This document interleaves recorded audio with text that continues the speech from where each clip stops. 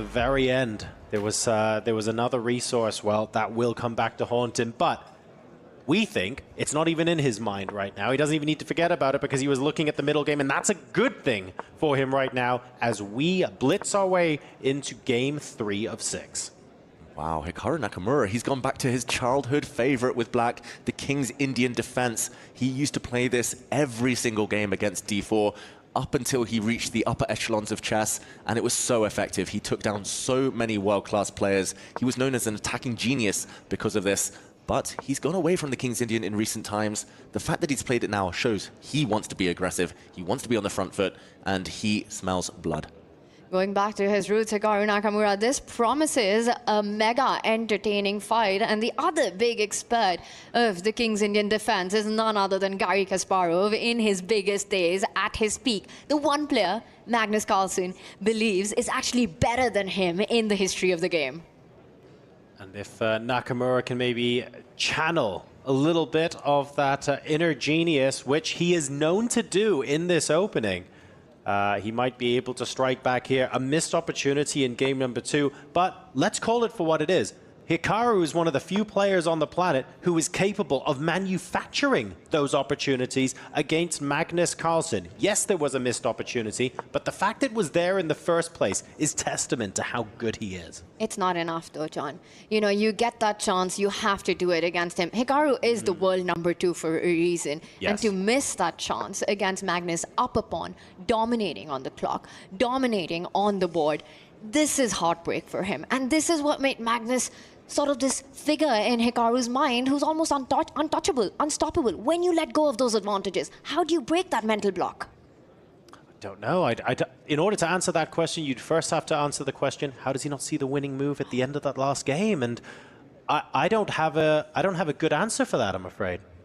Yeah, if you drop that position on Hikaru Nakamura and you say there's a winning move, he would find it. Yeah, puzzle rush, here you go. Puzzle rush immediately, but it was just the trend, the fact he'd lost the thread a little bit. It wasn't as kind of clear-cut as he was hoping. I mean, going back to this position, though, I do love the opening choice.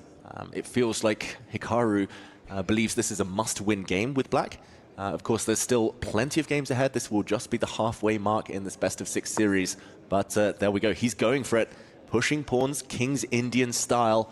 Opposite side castling as well. Anything could happen here. This doesn't actually play to Magnus's strengths, which is a great news for Hikaru.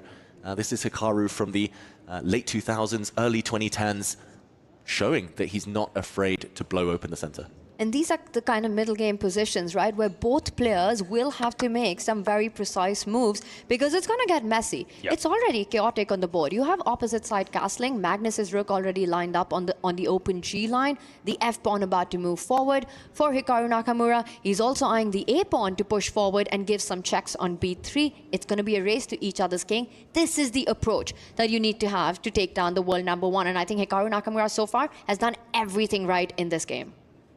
Exactly. Still early days, but the fact that he still has 8 minutes, Hikaru, in a very complicated middle game, the fact that he's got the King's Indian break of pushing your pawn forward to F5 is great news for him. He can connect those 4 pawns now. He can push the pawn even further forward and force white to retreat or part with the beautiful dark-squared bishop.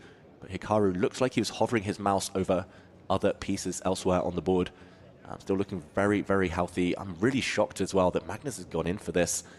He's up in the match still, even after saving that last one. But, I just rarely see him indulge in these super double-edged middle games. Looking for the alternatives to the F4 push here, which looks great because white can only readily really jump in with the knight on G5. It's going to take a while for white to get more pieces into the attack. Just seems like a great way to close it off and focus on your own plan. So I wonder what the alternative is.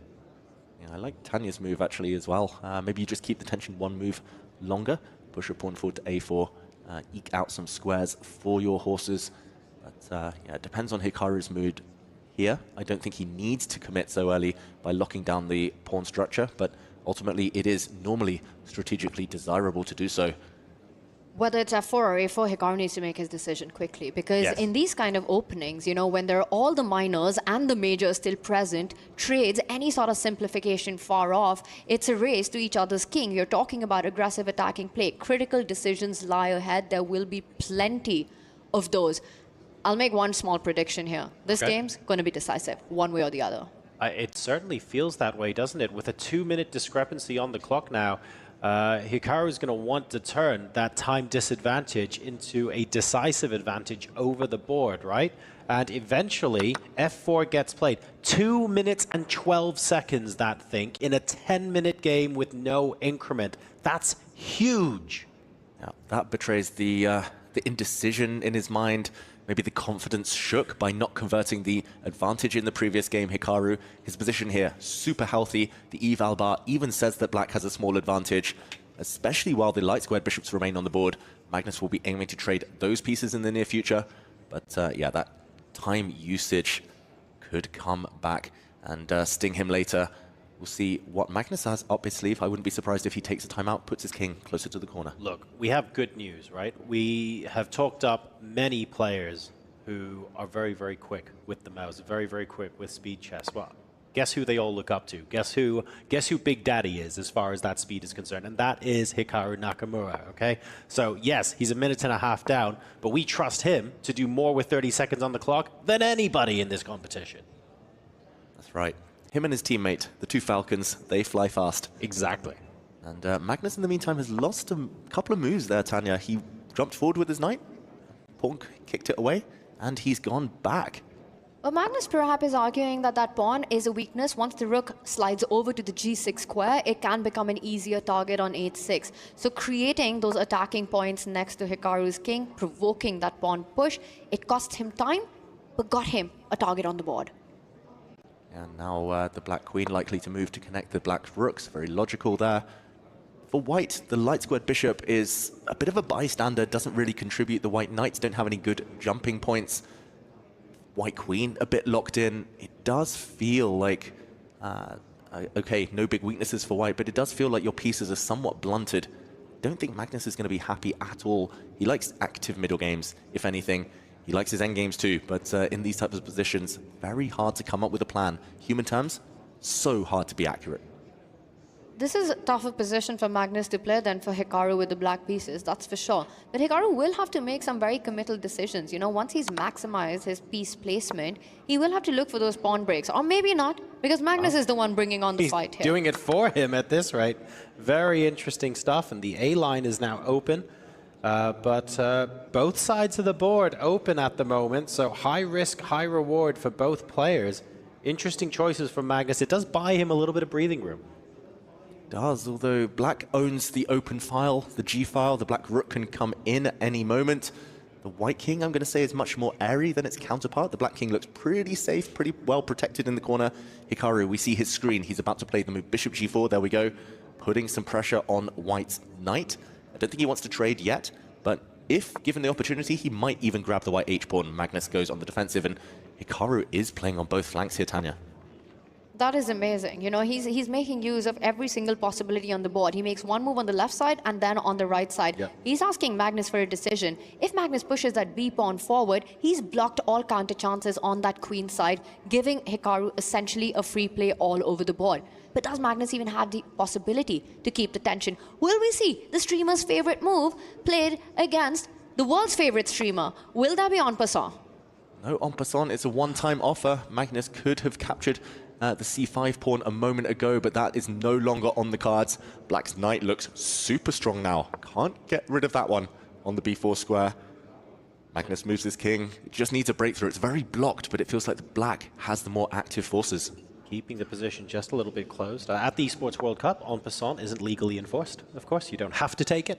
And we've chosen not to on this occasion. Queen now moving to the stronger side of the board for the black pieces. It's a maneuvering game, and I really like the plan that I think Hikaru is setting up. He wants to reroute that dark squared bishop, the one piece that is so inactive in his camp, right, to a diagonal where he can get on the attack. Bishop d8, bishop a5 is what Hikaru Nakamura wants in the position. Magnus Carlsen not giving him the time to do so? Or are there tactics that perhaps still allow Hikaru to continue with his plan? Now that we spot that the king on d2 is lined up, he goes for it. Knight takes knight, bishop a5. Nice. Pin it, win it.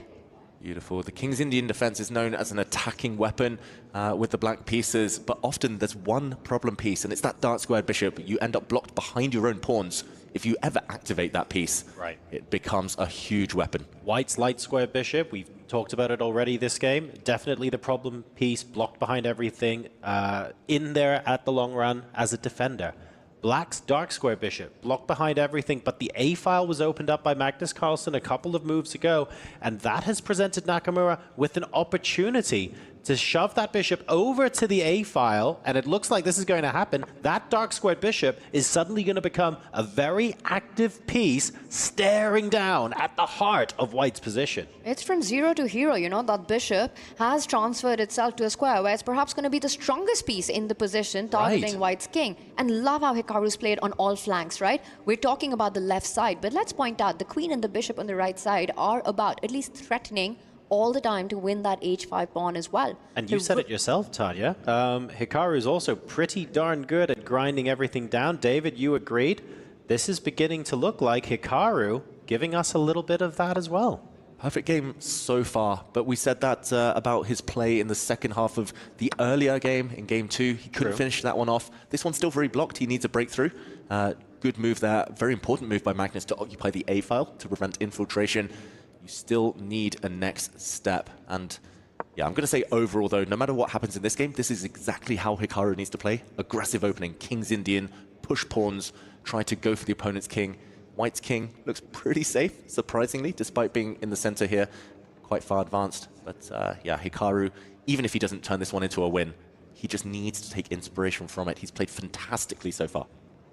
He really has. I'm going to point out, though, I love how Magnus's king is just chilling in the center. You know, it's surrounded by his own pawns, but it's also playing a key defensive roles to exactly those central pawns, knowing that if any check happens, it might be game over, but any check is far away from that. And as I said, he tries to get it back to safety, sort of passing the ball to Hikaru right now, and Hikaru comes in with another plan. You know, it's all about the A file. I think he wants to get his queen over to B7, assist it to bring the rook and start attacking the white queen from A8 and give those very important checks. And hang on a second, because the white queen is going to be the first piece to infiltrate, and the Silicon does not like that at all. We are now trapped behind enemy lines. Look at Magnus shaking his head. The white queen has no way home. It's going to be sitting on that silly square for the rest of this game.